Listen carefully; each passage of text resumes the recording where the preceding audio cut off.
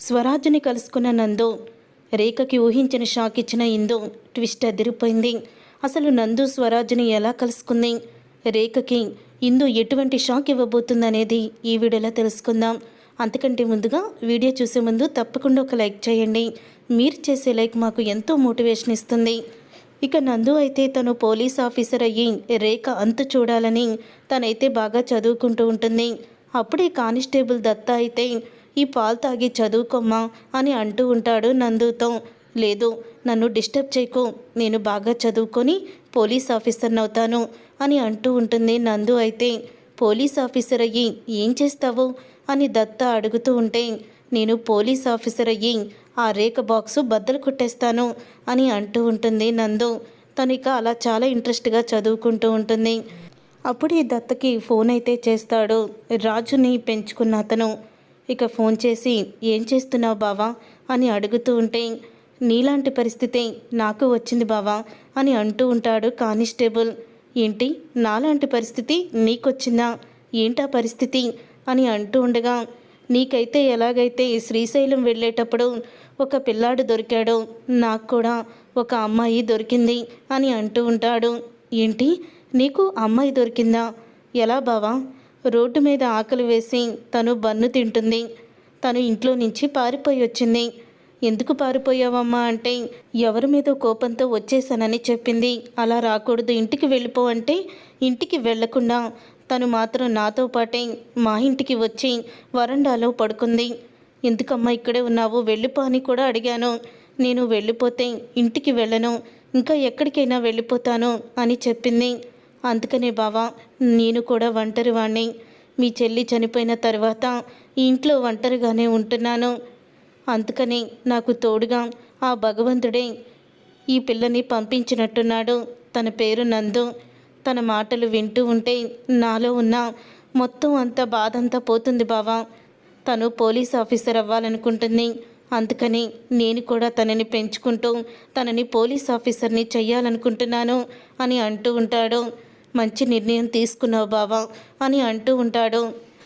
రాజుని పెంచుకుంటున్న కేశవ అయితే అప్పుడే, మరి నీ దగ్గర ఉన్న పిల్లాడి పరిస్థితి ఏంటి, తన గురించి ఎవరైనా వచ్చారా, ఎవరైనా ఎంక్వైరీ చేశారా, ఏదైనా కంప్లైంట్ పోలీస్ స్టేషన్లో ఇచ్చారా అని అడుగుతూ ఉంటే, లేదు బావా, ఎక్కడ కూడా ఎటువంటి కంప్లైంట్లు రాలేదు.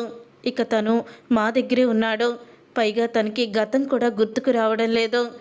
మమ్మల్ని అమ్మా నాన్న అనుకుంటున్నాడు. అలాగే చిన్నోడిని చాలా బాగా చూసుకుంటున్నాడు.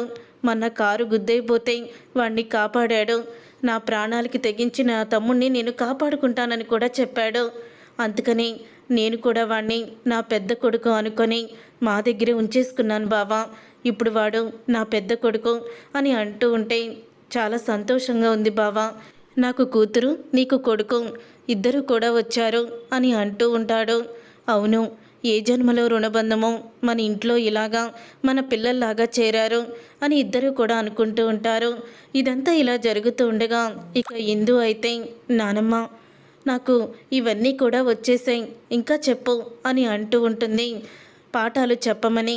అప్పుడే ఇక అపర్ణ అయితే, నాకింతకు మించి రావమ్మా, అసలు ఇక్కడ వరకు నీకు చదువు చెప్పగలిగాను, కానీ అంతకు మించి నేను చెప్పలేకపోతున్నాను. అలాగని ఆ రేఖ నిన్ను బయటికి పంపించదు, ఏం చేయాలో తెలియడం లేదు అని అంటూ ఉంటే అప్పుడే ఇక శేషు అయితే అక్కడికి వస్తాడు. రేఖ ఆడబడుచు భర్త శేషు చాలా మంచివాడు. వాళ్ళ చేసే అన్యాయాల్ని చూసి వీళ్ళని చూసి బాధపడుతూ ఉంటాడు. నేనున్నాను కదమ్మా, నేను తీసుకువస్తాను, పుస్తకాలు తీసుకువచ్చి తను చదువుకునేలా చేస్తాను. ఇప్పుడు మనకి ఆన్లైన్లో అన్నీ కూడా చెప్తున్నారు.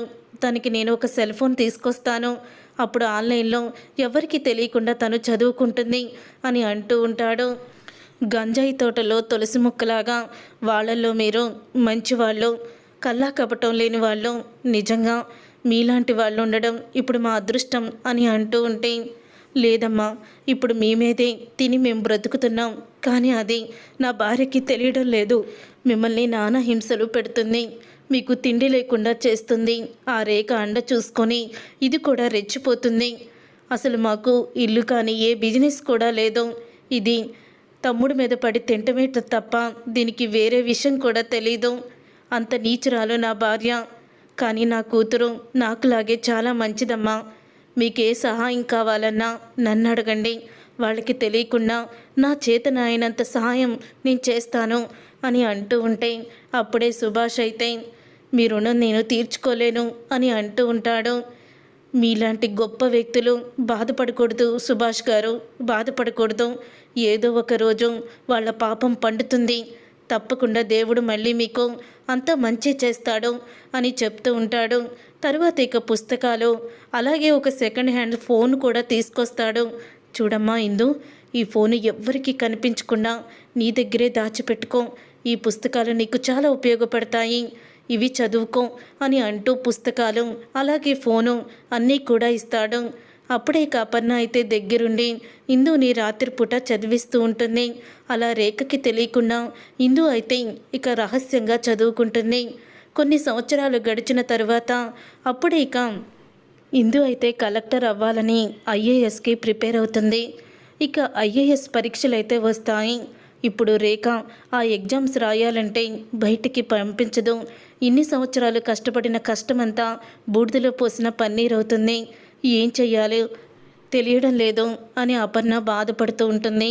అప్పుడే ఇక శేషు వచ్చి బాధపడకమ్మా, వాళ్ళు ఇప్పుడు ఏదో ఫంక్షన్ అని చెప్పి ఊరికి వెళ్తున్నారు. నీకు పరీక్షలకి అలాగే ఖచ్చితంగా ఆ రోజు వాళ్ళకి ఫంక్షన్ రావడంతో ఎటువంటి అభ్యంతరం లేకుండా నువ్వు బయటికి వెళ్ళి ఎగ్జామ్స్ రాయొచ్చు, నేను నిన్ను తీసుకువెళ్తాను అని అంటూ ఉంటాడు. మంచి శుభవార్త చెప్పారు అని అంటూ ఉంటాడు సుభాష్ అయితే. తరువాత ఇక నందు కూడా బాగా చదువుకొని తను పోలీస్ ఆఫీసర్ అయితే అవుతుంది. పోలీస్ ఆఫీసర్ అయిన తర్వాత ఇక నందు వాళ్ళ దగ్గరికి రాజు వాళ్ళైతే ఆ ఊరు వదిలేసి ఈ ఊరికైతే వచ్చేస్తారు. అప్పుడే ఇక కానిస్టేబుల్ దత్త అయితే అంటూ ఉంటాడు, ఏంటి బావా అందరినీ తీసుకొని ఇక్కడికి వచ్చావు అని అంటూ ఉంటే, ఏం లేదు బావా, అక్కడ బిజినెస్ బాగా రన్ అవ్వడం లేదు, పిల్లలేమో పెద్దవాళ్ళు అయ్యారు, అందుకని ఇక్కడ సిటీ కదా ఏదైనా పని చూసుకుందామని వచ్చాను. అలాగే పెద్దోడు తను ఆటో నడుపుతూ చదువుకుంటూ మమ్మల్ని పోషిస్తున్నాడు. చిన్నోడికి కాలేజీ కూడా ఇక్కడ దగ్గరలో ఉంది, అందుకని వచ్చేసాము అని అంటూ ఉంటే, సరే ఈరోజు ఇక్కడ ఉండండి, రేపే మా పక్కన ఇల్లు ఖాళీ అవుతుంది, ఆ ఇంట్లో ఉందురు కానీ అని అంటూ ఉంటాడు దత్త. థ్యాంక్స్ బావా అని అంటూ ఉంటే, థ్యాంక్స్ ఎందుకు బావా, మనలో మనకి ఇలాంటి అవసరాలు వచ్చినప్పుడే కదా అయిన వాళ్ళు ఒకరికొకరు సహాయం చేసుకోవాలి అని అంటూ ఉంటాడు. తరువాత ఇక పోలీస్ ఆఫీసర్ అయ్యి వచ్చిన నందు అలాగే రాజు ఇద్దరు కూడా ఎదురుపడతారు. ఇక నందుని పరిచయం చేస్తాడు వాళ్ళకి. తనే రా నా కూతురు, ఇప్పుడు పోలీస్ ఆఫీసర్ అయ్యింది, పేరు నందు అని అంటూ ఉంటే, హాయ్ నందు అని రాజు అయితే షేక్ అందిస్తాడు.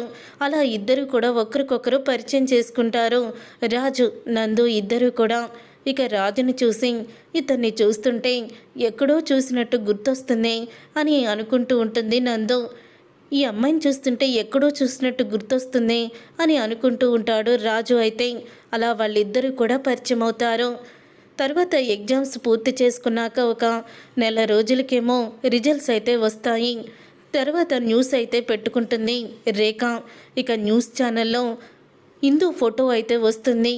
ఐఏఎస్ ఎగ్జామ్స్లో మన రాష్ట్రానికి టాపర్గా నిలిచింది దుగ్గిరాల ఇందిరాదేవి అంటూ ఇక టీవీలో అయితే వస్తూ ఉంటుంది. అది చూసి షాక్ అయిపోతూ ఉంటుంది రేఖ. చూసారుగా ఫ్రెండ్స్, రాబోయే కథలో ఖచ్చితంగా ఇలాగే జరగబోతుంది. మరి ఇందు ఐఏఎస్ ఆఫీసర్ అయ్యిందని తెలుసుకున్న రేఖ ఏం చేయబోతుంది, అసలు ఏం జరగబోతుంది అనేది రాబోయే కథలో తెలుసుకుందాం. వీడియో నచ్చితే తప్పకుండా లైక్ చేయండి, షేర్ చేయండి, కామెంట్ చేయండి.